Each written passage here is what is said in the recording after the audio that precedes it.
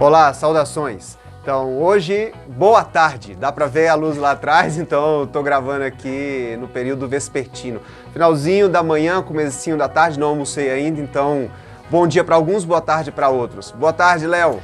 Fala, meu amigo. Aqui para mim é bom dia, são 10h15 da manhã. Ainda estamos aí na metade da manhã aquecendo os motores para o dia. E já começando a trabalhar. Rapaz, eu já aqueci o motor fazia muito tempo, viu? Já deu tempo de fazer muita coisa. Hoje é um sábado, já corri, já tomei café, já estudei e já até preparei o almoço. Daqui a pouco eu mangio com o motor. Muito bem, muito bem. E aí, cara, o que temos para hoje? O que você inventou com essa gravação? Então, Léo, e aquelas pessoas que estão nos escutando, hoje a ideia é trabalhar um pouco sobre o que a gente entende por educação. Então, perguntando inclusive, para que serve a educação? Para que serve o ensino? Para que serve a escola? Né?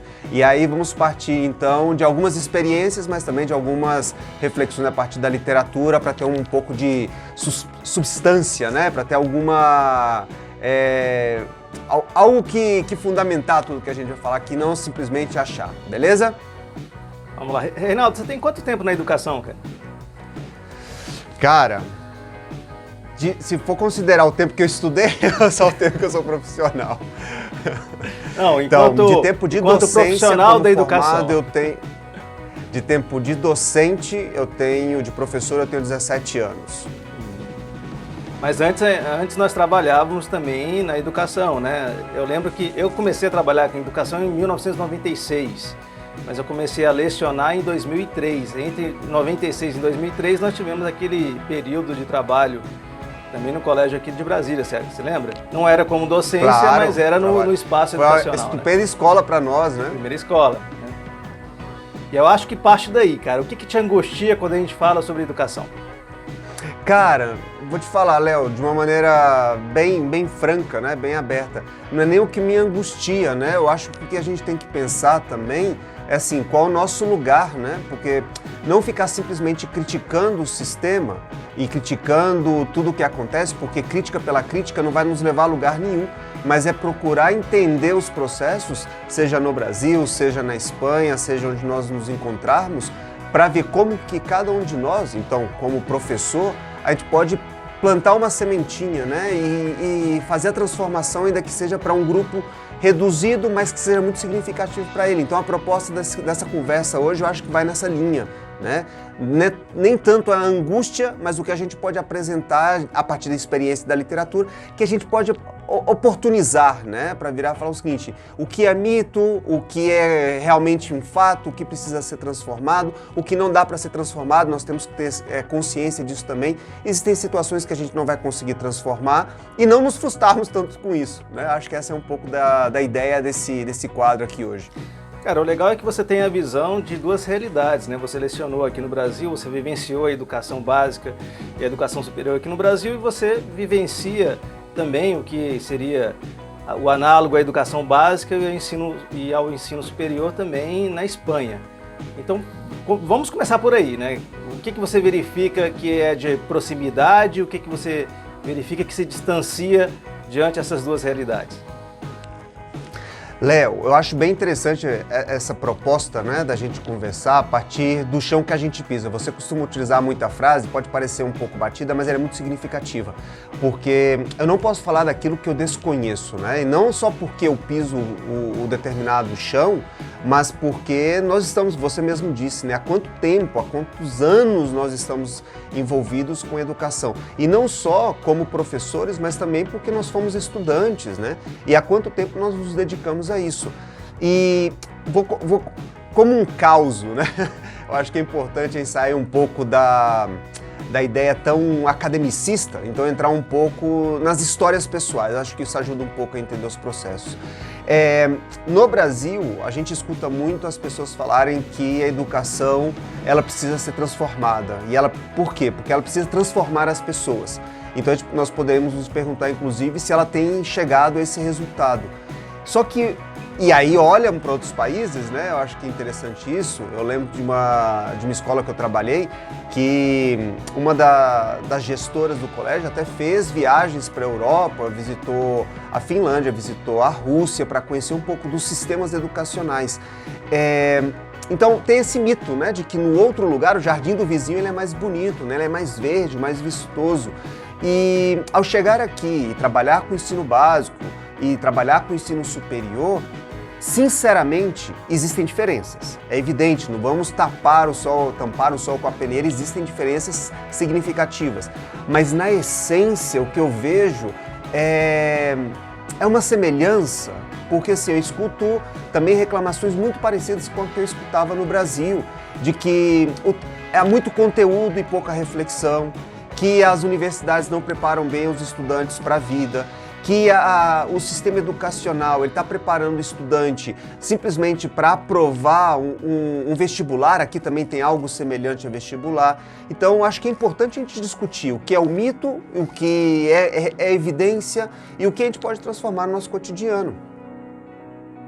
Cara, eu acho que isso é bem interessante. Eu entendo a educação olhando para o objeto maior que a educação se destina, né? Assim, trocando em miúdos, quando nós falamos de educação, quando falamos de escola, práticas pedagógicas, BNCC, no caso aqui do Brasil, metodologias ativas, tudo aquilo que está dentro do métier, né, do core da escola, os atores educacionais, na verdade isso tudo na minha cabeça, ele tem um único objetivo, que é o aluno, que é o indivíduo, que é o ser humano, né? A educação, ela compõe uma situação tão essencial na nossa vida, tão importante, que ela realmente é definidora de vidas, né? Por exemplo, na filosofia a gente tem uma frase do Epicteto muito conhecida, né? Só a libertação. Na filosofia a gente tem uma frase do Epicteto que é muito conhecida, né? Só a educação liberta. E eu acredito muito nisso. E não é só liberta dentro da dimensão de consciência, não. Eu acho que ela liberta também na dimensão material, na dimensão de projeto de vida, na dimensão de sobrevivência, inclusive, né? E aí você tem vários pensadores que tratam sobre isso, mas vamos pensar na situação mais prática, né? Existem alguns estudos que apontam que dependendo do extrato socioeconômico onde você nasce, dependendo das condições de onde você nasce, não é que isso seja uma situação determinante, mas você tem situações que são condicionantes, que podem te impedir ou podem prejudicar muito, ou podem dificultar muito a sua caminhada para aquilo que a gente chama de vida digna. E eu não estou falando de riqueza, não, vida digna de fato, de você ter acesso a condições mínimas de sustentabilidade. E me parece, né, que a caminhada, o rumo, o trajeto para você chegar nessas condições mínimas de sobrevivência, de vida, passa pela educação. Então a educação, ela permite que uma pessoa de um determinado extrato, ela consiga galgar espaços dentro de uma realidade que é uma realidade extremamente competitiva. É o que o Max Weber coloca como chance, né? É a chance que, diante a todas as dificuldades da sociedade, você consiga superar essas variáveis condicionantes e você consiga caminhar para aquilo que é uma situação de vida digna. Então é pela educação que a gente tem a capacidade de superar esses obstáculos sociais, né? É pela educação que a gente tem uma capacidade, como a Florestan Fernandes comenta, de enfeitar os nossos destinos, né? De enfeitar a nossa vida, né? É muito interessante essa posição. Porque você imagina, né, cara? Imagina a maior parte da população, ela está em uma situação material que não é de abundância. Eu estou falando aqui de Brasil, você está na Espanha. Mas assim, nós temos uma grande parte da população que tem aí um acesso material que é limitado. Como que você pode reverter essa situação? Então eu parto da linha que é por meio da educação que você vai reverter, ou que você tem pelo menos a chance de reverter essa situação, a chance de você enfeitar o seu destino. Se não for pela educação, quais são as outras possibilidades? Quem não enxerga isso na educação vai para o caminho do crime, vai para o caminho das situações ilícitas, enfim, vai por um outro caminho que não é um caminho saudável, né? Léo, concordo muito com o que você está dizendo, assim, quando você fala de dignidade, eu acho que isso é fundamental, né?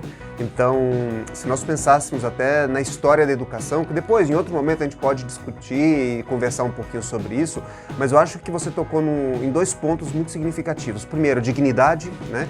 Qual é o objetivo do sistema educacional, qual é o motivo da existência de escolas, de universidades e a questão da materialidade, né? Como você coloca, do acesso material.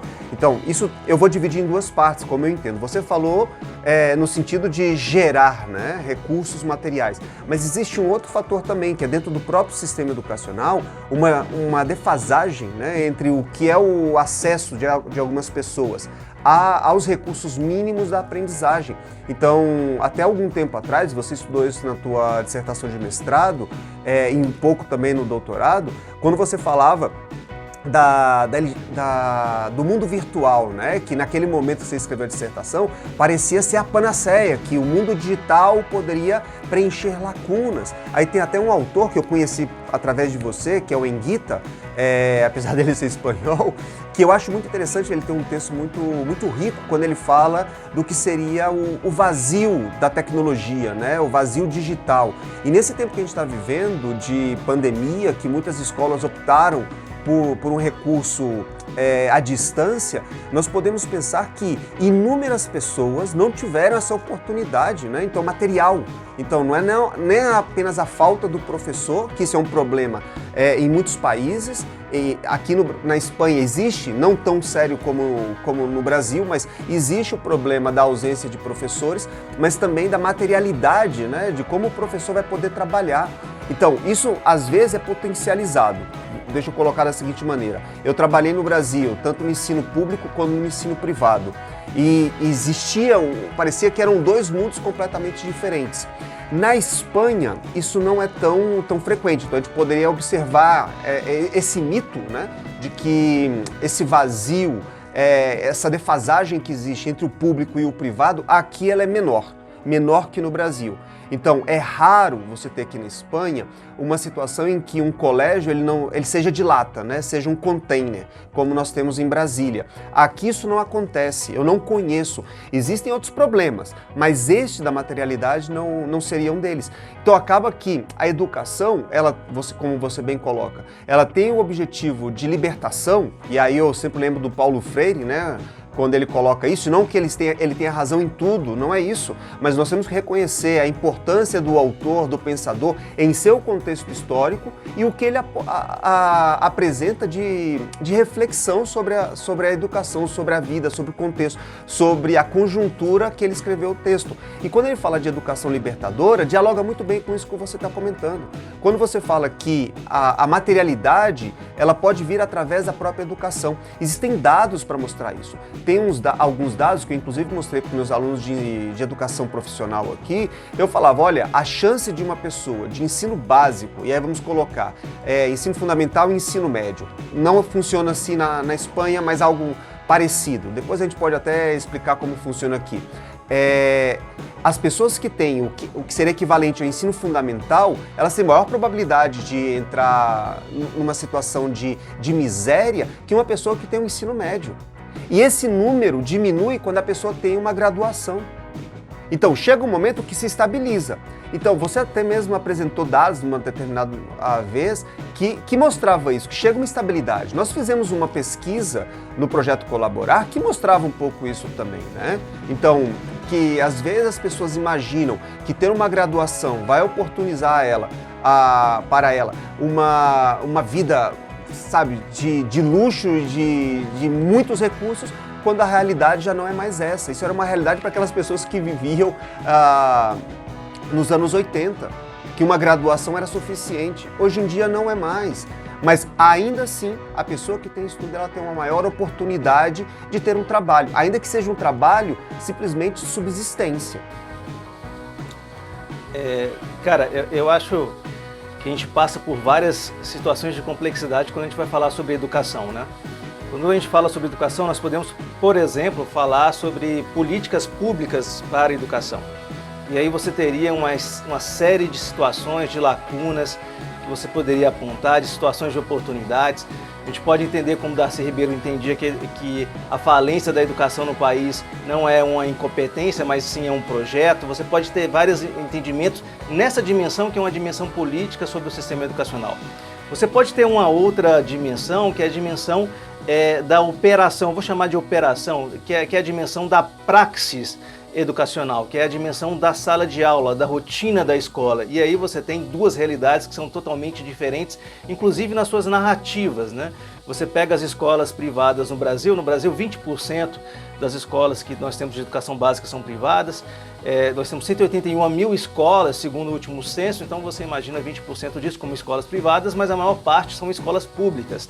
As narrativas das escolas públicas e a narrativa das escolas privadas são diferentes, bem como a sua operação, como que funciona, como é que é a relação das coordenações, diretores, professores ali. É claro, tem obviamente semelhanças, porque o espaço é o mesmo, né, o mesmo campo, mas tem uma série de outras coisas que são bem particulares, dentro do que é escola pública, dentro do que é escola privada. Você tem a dimensão do próprio professor, da docência, e aí você pode caminhar desde a formação até do momento da fase. O Novoa, ele trata muito dessa questão das fases do professor, em que momento de vida e de carreira ele está e como que isso impacta a entrega dele. Essa também é uma dimensão importante que você pode falar da educação. Eu estou colocando aqui 3 grandes espaços, né, que são extremamente complexos, cada um desses espaços é extremamente complexo por si mesmo. Mas tem uma quarta dimensão que eu queria abordar, que é a situação de futuro, que é a situação de sobrevivência, que é a dimensão da própria constituição do ser humano dentro do processo de aprendizagem. Você estava lendo lá também o livro do Harari, o Sapiens, e você vai se lembrar ali logo na introdução, quando ele fala das grandes revoluções da espécie humana, que distingue o Homo sapiens sapiens de outros de outras espécies de hominídeos, né? E uma grande revolução foi a revolução cognitiva, que aconteceu há 70 mil anos atrás. Então a nossa capacidade de analisar informação, de verificar contextos, de verificar cenários, é que apontou um desenvolvimento material, um desenvolvimento inclusive científico ao longo da nossa história de humanidade, capaz de nos trazer aonde nós estamos agora. Né? Se você for pensar, pegando ali a fala do Harari, né? A revolução cognitiva tem 70 mil anos, a revolução agrícola tem 12 mil anos, mas a revolução científica tem apenas 500 anos. Então ainda estamos no jardim da infância do aproveitamento cognitivo dentro dessa nova construção de olhar científico que nós temos agora. Então nós não nos aproximamos do ápice disso, mas ao mesmo tempo você tem a tecnologia que está transformando e acelerando esse processo cognitivo também. Imagine a quantidade de informação que nós produzimos diariamente. O YouTube produz 1 hora de vídeo por segundo. Nós produzimos mais informação nos últimos 3 anos do que em toda a história da humanidade. Qual que é o impacto disso? E por que eu estou falando disso tudo? Porque a capacidade ou a incapacidade de lidar com esse volume informacional, né, a capacidade ou incapacidade de se trabalhar nesse cenário, vai definir em alguma medida ou em grande medida o papel que nós teremos no futuro. E aí dentro dos vários espaços, dentro do espaço profissional, dentro do espaço familiar, dentro do espaço cotidiano. Nós conversamos muito, temos um vídeo sobre isso lá no nosso canal do YouTube, mas, por exemplo, os grandes centros de pesquisa, o IPEA e outros centros de pesquisa apontam que nós teremos uma mudança na forma de trabalho bem forte nos próximos 10 anos, nos próximos 15 anos. A automação, a inteligência artificial chegaram aí e vão ficar. Então pode ser que daqui a algum tempo nós temos uma reversão no modelo de trabalho onde teremos uma grande quantidade de desempregados. No Brasil hoje nós temos 14,6% de desempregados, mas nós temos quase 6 milhões de desalentados. O desalentado é aquele que não consegue nem se imaginar dentro de uma forma de trabalho remunerado. E imagine daqui a 10, 15 anos, onde cada vez mais será exigido uma capacidade cognitiva, uma capacidade de análise de informação para poder se inserir, entre outras coisas, no mercado de trabalho. E qual que é a preocupação que eu tenho quando eu penso nesse futuro e quando eu vejo a escola e a educação agora? Será que a escola e a educação está preparada para formar esses indivíduos para esse futuro? E veja, eu estou colocando só na dimensão do trabalho. imagine nas outras dimensões que nós temos da vida, né? Léo, acho fundamental isso tudo que você falou. Quando você coloca, por exemplo, da revolução cognitiva, a revolução científica, eu acho que isso é o fundamental, né? Muitas vezes, no Brasil, nós ficamos discutindo muito a questão do conteúdo, quando o conteúdo, na verdade, deveria ser secundário, né? Então, quando você fala da revolução científica, nós poderíamos lembrar que o conteúdo aí não é o importante. É dar as ferramentas para que tanto os professores como os estudantes possam desenvolver o seu próprio pensamento. Quando você apresenta a questão da quantidade de informação que nós geramos, e mesmo assim, onde está tanto avanço na nossa vida cotidiana? Existe, é evidente que existe, né? Existe a velocidade da comunicação. Ontem, a sonda da NASA chegou a Marte, e as imagens já estão no Brasil, já estão no mundo, né? Então isso são avanços. Mas assim, para nós que somos homo sapiens normais, corriqueiros, a gente precisa da ferramenta para desenvolver o conteúdo, né? Para relacionar as informações. Eu costumo pensar o seguinte: a fórmula física, sem saber aplicá-la, não serve para nada, só que nós somos massacrados com as fórmulas físicas. Então, saber a data e o nome de determinado personagem não vai mudar nada na vida da pessoa. O que ela precisa saber é refletir e saber diferenciar o que foi o contexto histórico de um determinado personagem e o que é o mundo atual, contemporâneo, entendendo o processo. Só que isso leva mais tempo e a gente fica muito preso ainda na questão do conteúdo. E aí eu acho que nesse ponto existe uma convergência no Brasil e na Espanha, né? Aqui eu também escuto educadores, pensadores comentarem que não é necessária apenas uma reforma no sistema educacional, é necessária uma revolução. Só que isso fica muito no plano das ideias. É que cada professor, dentro do seu espaço, ele pode realizar uma pequena revolução. Então, não vai mudar o sistema, mas ele vai mudar a situação para aqueles estudantes com os quais ele está trabalhando. E vai fazer a diferença para aqueles estudantes. E não simplesmente apresentar a fórmula, ou a data, ou o nome do personagem. Ok? Então, da minha parte, para a gente não alongar muito essa conversa, eu acho que tem muito o que discutir ainda, tem muito o que apresentar e é importante nós escutarmos também aquelas pessoas que têm muito a oferecer. Educadores e não educadores, afinal de contas todos nós queremos o bem coletivo e é para isso que nós estamos aqui, colaborando um com o outro, escutando o outro, ainda que divergente, ainda que eu não concorde com a linha de pensamento dele, é importante eu escutar. Isto faz parte da revolução científica também e faz parte do sistema educacional em qualquer lugar do mundo, ok? Então, da minha parte, um grande abraço e a gente continua discutindo isso em uma outra oportunidade, beleza? Rinaldo, obrigado aí pelo bate-papo, bom almoço, e a gente se encontra aí em outros momentos. Um grande abraço.